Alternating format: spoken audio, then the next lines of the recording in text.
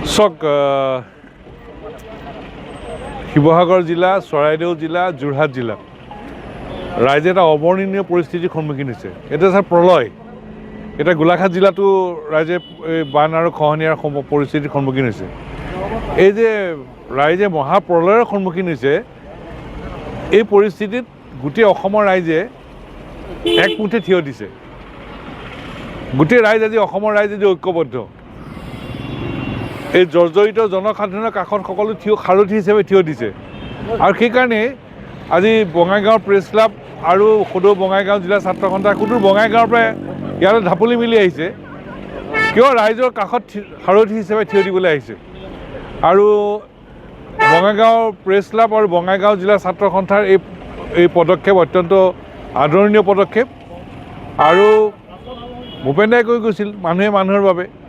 জুবিন গাৰ্গেও নিজৰ কৰ্মৰ জৰিয়তে নিজৰ পথ দেখুৱাই থৈ গৈছে।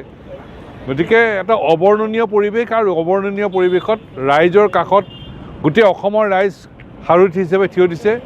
শিৱসাগৰ জিলাৰ ৰাইজ, চৰাইদেউ জিলাৰ ৰাইজ, যোৰহাট জিলাৰ ৰাইজে অকলশৰীয়া নহয়, গোলাঘাটৰ ৰাইজে অকলশৰীয়া নহয়, সেই কথা গোটেই অসমৰ ৰাইজে দেখুৱাই দিছে। শদিয়াৰ পৰা ধুবুৰীলৈ এনে কোনো ঠাই নাই য'ৰ পৰা ৰাইজ অহা নাই। সকলোৱে সাহায্য সামগ্ৰী লৈ ৰাইজৰ কাষত এই দুৰ্যোগৰ মুহূৰ্তত সাৰথি হিচাপে থিয় দিছে। ৰাইজ আজি ঐক্যবদ্ধ, গোটেই অসমৰ ৰাইজ আজি ঐক্যবদ্ধ।